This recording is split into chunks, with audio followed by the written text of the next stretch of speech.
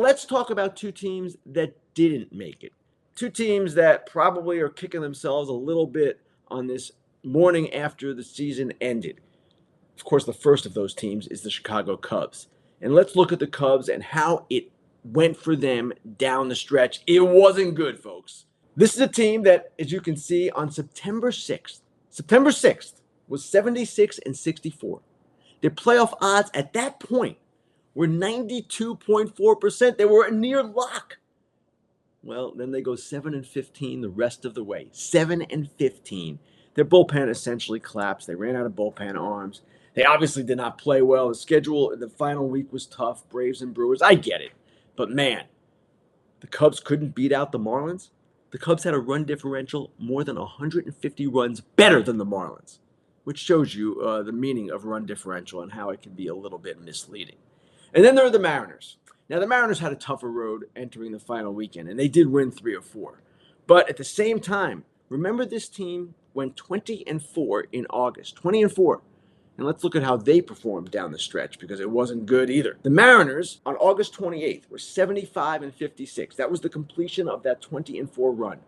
Their playoff odds at that point, 86.4% with a little more than a month remaining.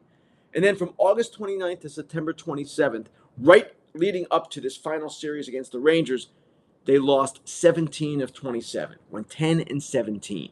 So even though they had a dramatic win Thursday night with J.P. Crawford's walk-off 2-out, 2-run double, and they won 3 of 4 to end the season, they had to do more. And it wasn't enough. Ultimately, they fell short. One more thing on the Mariners. On Saturday, we got into a discussion on the broadcast about whether the Mariners would pursue and possibly sign Shohei Ohtani. And Aaron Goldsmith and John Smoltz came down to me, asked me what I thought, and I said no. The Mariners ownership has yet to show that it is going to spend big in free agency. And we talked about it a little bit, and that was that. Then after the game, after the Mariners were eliminated, Cal Raleigh, their starting catcher, really one of their biggest stars and most respected players, had this to say, and it was quite interesting, along the same lines of what I was talking about. Raleigh said, we've got to commit to winning. We have to commit to going and getting those players you see other teams going out and getting. Big-time pitchers, big-time hitters.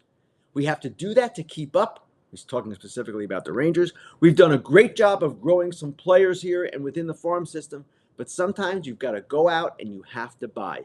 Amen to what Cal Raleigh said. The next day he came out and said, hey, I wasn't identifying any of our players specifically, but he said, I am not going to apologize for wanting to win a World Series, nor should he.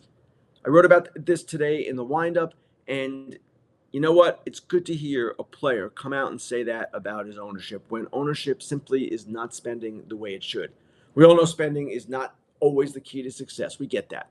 But Cal Raleigh's looking at the Texas Rangers across the field and how much they've spent and that they're going to the playoffs, and obviously he's not happy about it.